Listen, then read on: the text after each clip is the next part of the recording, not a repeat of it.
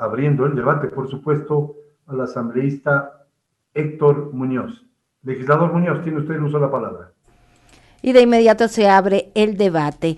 Le concedo el uso de la palabra al asambleísta Héctor Muñoz, a quien ya vemos en pantalla. Asambleístas, la verdad es que me siento contento de que haya llegado finalmente el día que se puede debatir este proyecto en segundo debate. Yo espero contar con los votos necesarios para la aprobación. Es un proyecto cuya finalidad o lo que busca es justamente la protección del comercio formal en el país.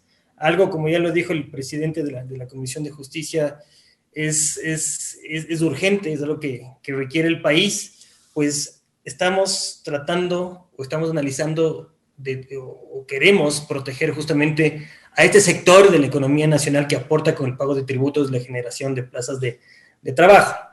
Me parece que las cifras están absolutamente claras, todos sabemos cuál es la incidencia nefasta, la incidencia negativa que tiene este problema en nuestra economía.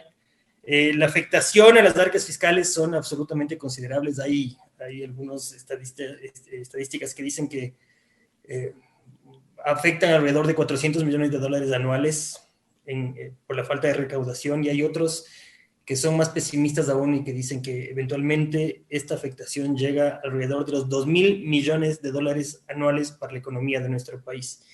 Y esto sin dejar de lado la cantidad de plazas de trabajo que se pierden, en donde, de nuevo, las estadísticas dicen que están alrededor de las 200,000 plazas de empleo.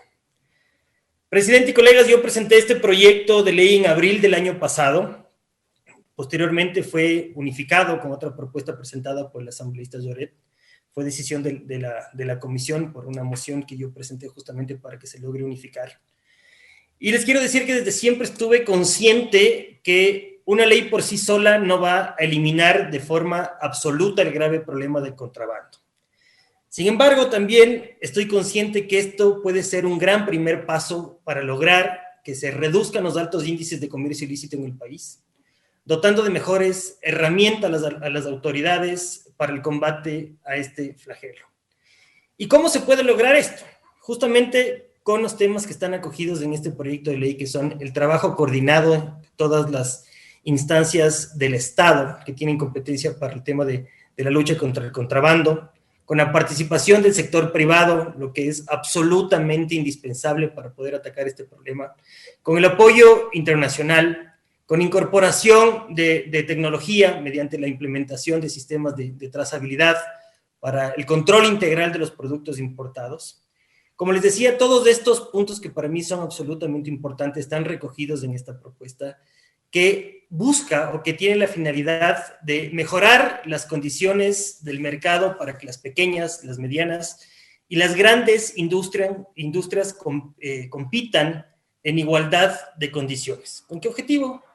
Con el objetivo justamente de lograr tener un mercado con costos reales, con el objetivo de que se respete la ley, de que se cumpla con las obligaciones tributarias y tratar en lo posible de evitar la evasión de los impuestos.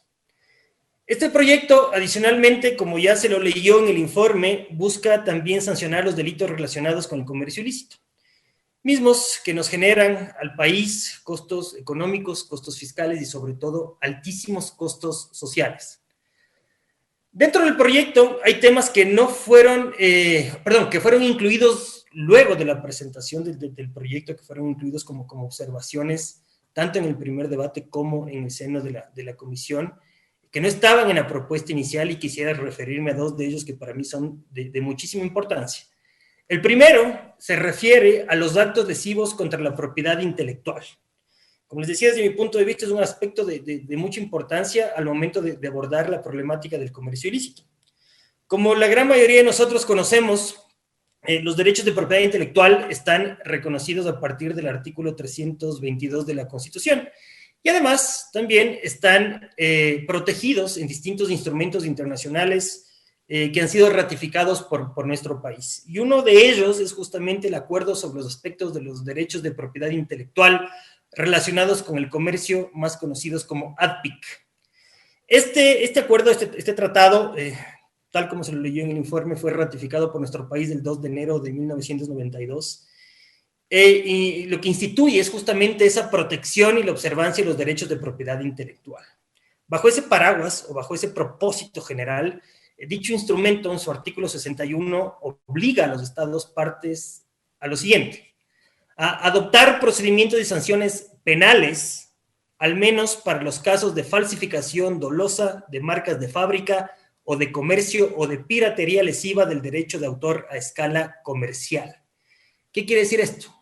Que efectivamente, en respeto al principio pacta sunt servanda, que es justamente la obligación de cumplir lo pactado, el Ecuador debe de buena fe, digamos, cumplir estas disposiciones del cuerpo legal en mención a través de la armonización de la normativa interna en función de lo que establecen los organismos internacionales, los convenios internacionales.